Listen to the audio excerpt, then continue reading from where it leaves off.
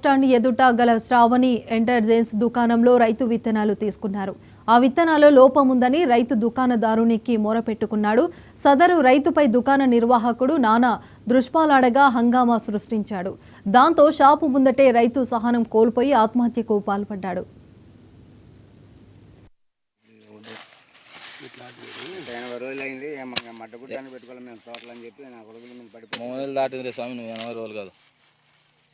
Date కూడా ఉంటుంది అంతకాలం పుట్టిన డేట్ కూడా అయ్యా చూడాలి కదా ఇవి కూడా.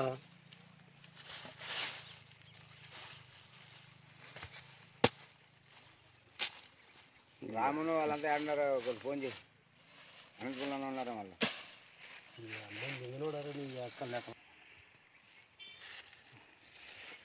ఇంతలా ఉండేది కూడా కలర్ రాకపోతే ఎవడు కొంటాడు. 3 కేజీలు కలర్ రాకుంటే అలీనాక పెట్టి మొలక బాగా వచ్చింది, తీగ బాగుంది, అద్భుతంగానే దిగుబడి వచ్చింది.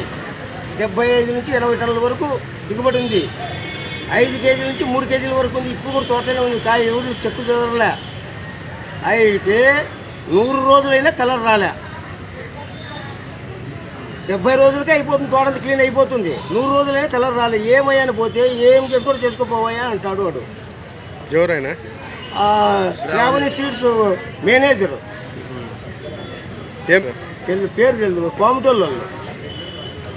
దానికి ఏమి పోలీస్ స్టేషన్కి పోయినాము, 1 టౌన్ స్టేషన్కి పోయినాము. వాళ్ళు అక్కడి నుంచి బత్తలపల్లి స్టేషన్ పోమంటే మాది బత్తలపల్లి మీ స్టేషన్ ఓనరి. ఆటికి పోయినాము. ఆటికి పోతే మళ్ళీ ఇక్కడే పిలిపించిరి. ఈడ సిఐ గారు ఉండుకొని మళ్ళీ బత్తలపల్లికి పోమ్మనే. ఇదేంద్ర కర్మ, ఏం తప్పు చేసినామా అనే ఉద్దేశంతో ఆ షాప్ ముందరే మాకు తెలియదు, నా కొడుకు మందు అవుతాడని నాకు తెలియదు.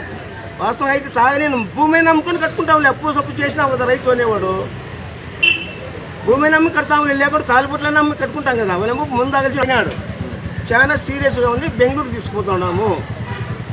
మీకే గవర్నమెంట్ తరపునైనా సరే, వాని శ్రావణి తరపునైనా సరే మాకు 20 లక్షలు లెక్క మాకు నష్టపరిహారం కట్టేలా. ఇదే 1 టౌన్ ఎస్ఐ 29 లక్షలు నష్టం చేసినాడు.